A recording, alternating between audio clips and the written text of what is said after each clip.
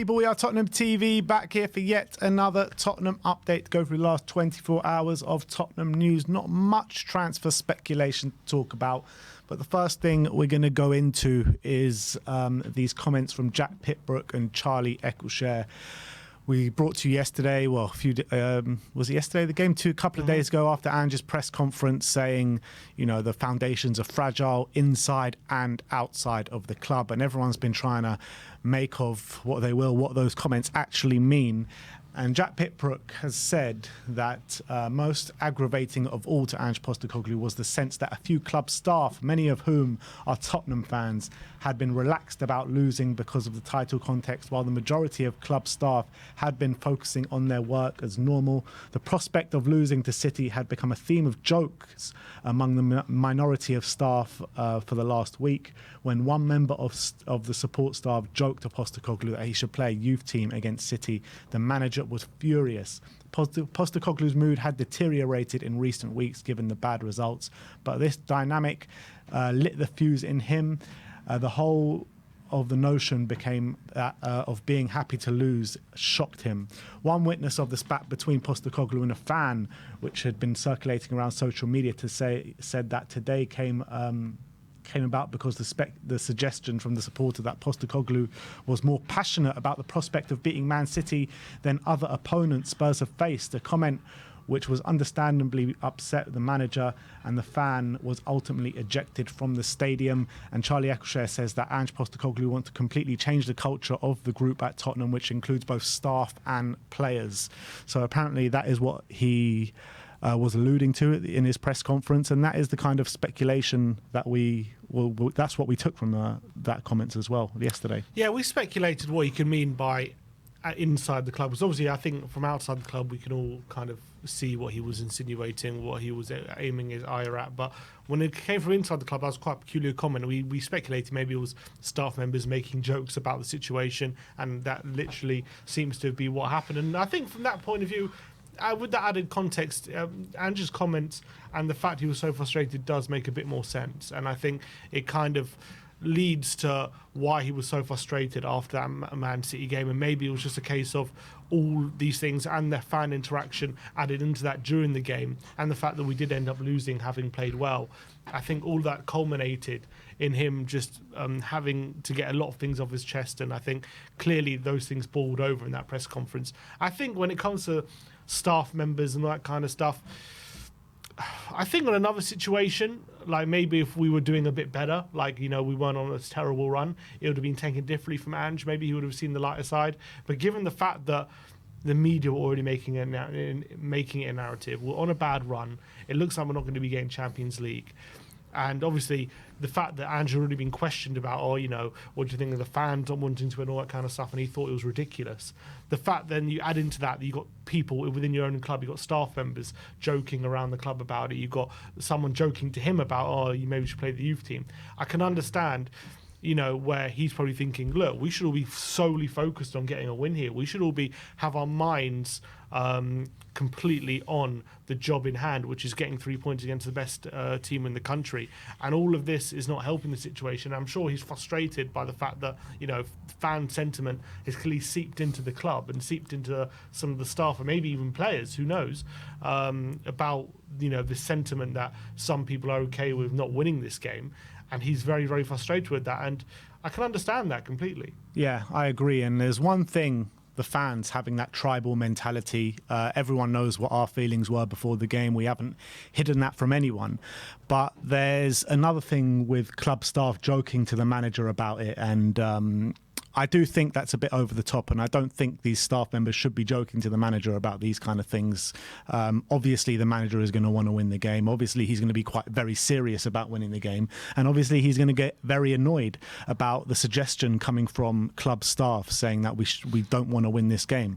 I think it's completely two separate entities when it's coming from someone from the staff inside the club and coming from the fans that have that tribalistic view about not wanting Arsenal to win the title. I think they should be kept separate, and I think they are separate. And I think when you're talking about club staff joking with Ange Postecoglou about it, that should never come about. It really shouldn't. Of course, and the club should always be. Of course, the club should be wanting to win this game. Of course, when you're looking at the management staff and the people paid, employed by this club to, play the sport and get prepared for this game, everyone should be solely focused on winning. And yes, there is noise, and we have to hold our hands up. We obviously have played our part in that and in the noise surrounding it in terms of Spurs, fans not wanting, some fans not wanting to win this game to give Arsenal the title. But it's their job to ignore that and focus on the job in hand and not let that seep through. And the fact that it has seeped through and it did seem to affect some of the staff, whatever, leading up to this game,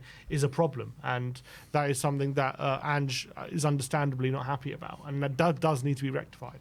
Yeah, and I think it will be rectified. It is, these situations, how often are they ever going to come about? It's like once in 20, 30, 40, however many years is ever going to come about. And the fact of the matter is, if Spurs keep growing the way they are and we start fighting for these kind of things, then these things should never come about.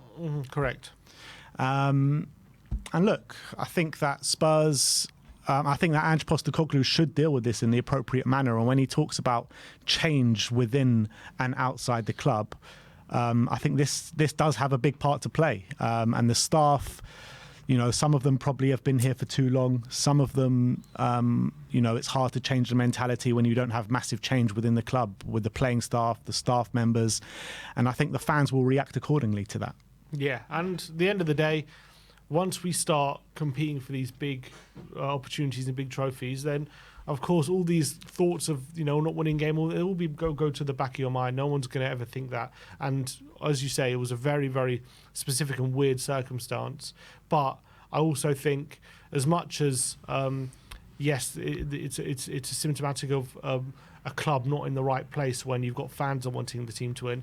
I also think there is a problem with the culture within the club when not everyone is solely focused on winning a game regardless of the circumstances, and they shouldn't be dictated by fans about what their job is. And I guess people will watch this and think, oh, is it hypocritical for you calling it out when you're one of the ones looking for not bothered about Tottenham not winning the game, not wanting Arsenal to win the league. I understand that sentiment, but you got to understand that the club is completely separate from the fan base, and sometimes they're not aligned. And this is one of the places where the club and the fans probably weren't completely aligned on the situation, but doesn't mean that changes where the club should be and what their focus should be on.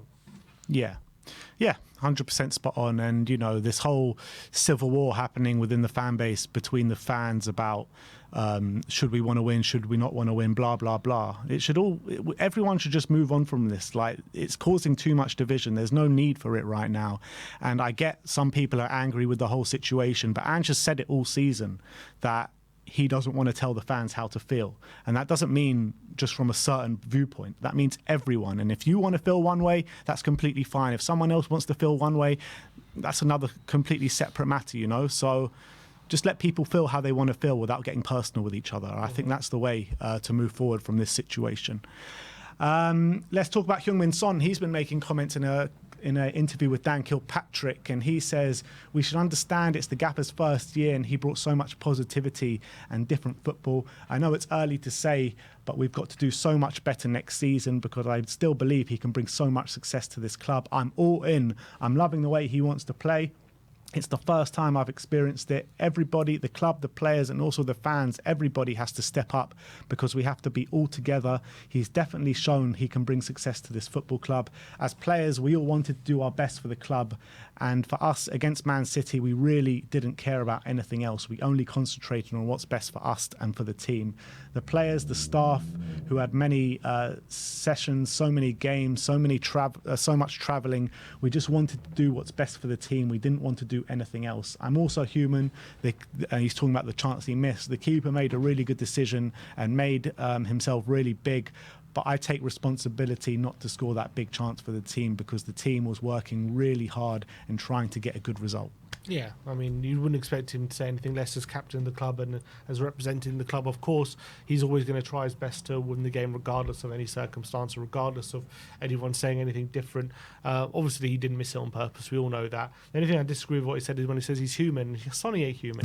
He's superhuman. He is a superstar. I absolutely love Sonny. And look, the fact that he's saying, look, everyone's all bought in on Ange. I'm glad he's saying it. I mean, it's good to hear it, but unfortunately, I have to say, apart from the City game and maybe the Arsenal game, like recently, I haven't been seeing that on the pitch, to be honest. And I have seen heads drop, and I have seen people not putting in complete 100% that they could. So that is something, actions speak louder than words. I'm not doubting Sonny himself. I think Sonny always puts in 100% and he always tries his best on the pitch. I've just seen signs recently that hasn't always been the case with some of the defending I've seen recently. So I'm sure Sonny, when he's representing the club, he's always going to say the right things, but we need to see more of that on the pitch. Not from him personally, but from the team. Yeah, as a collective, that's for sure.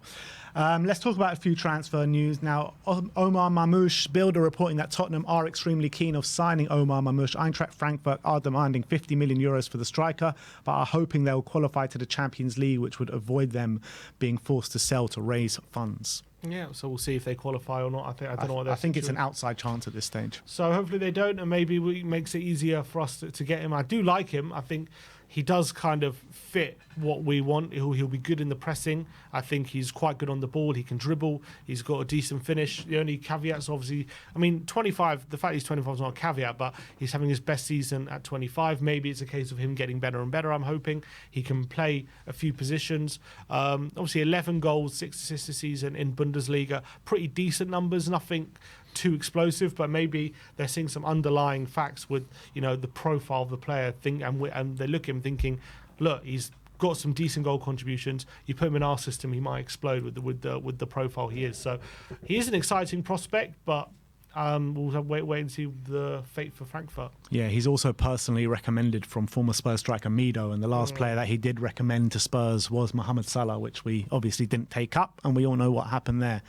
There is actually just a news story that just broke from Fabrizio Romano. It's not really news, but we'll give it to you anyway.